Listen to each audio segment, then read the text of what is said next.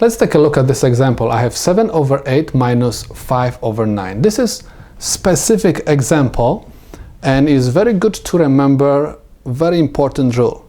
Anytime we have numbers in the denominator like 8 and 9, let's say 9 goes after 8, or let's say I have 5 and 6, let's say I have 7, 6, for example, let's say 8, 9 like I have over here, or let's say I have 10, 11, or 13, 12.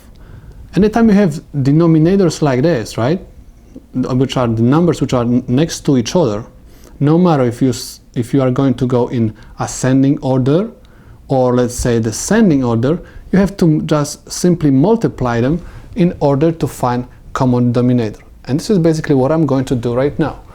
Okay, common denominator for these two fractions is going to be 72 because 8 times 9 is 72. Let me write these fractions one more time. I have 7 over 8 and I have 5 over 9. We said common denominator for these two fractions is 72.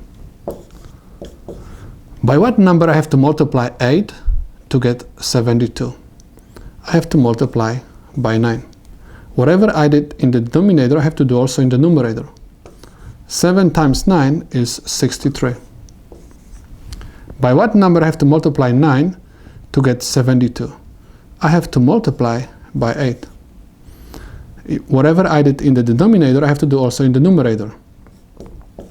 Multiply by 8.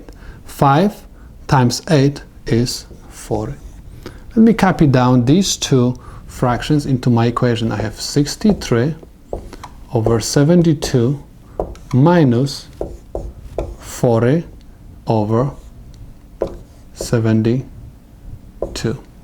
Now, because I have common denominators, I can perform the subtraction.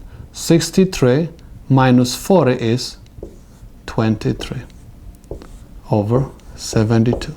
Now, because I do not have any common factor for 23 and 72, this is the solution for my problem.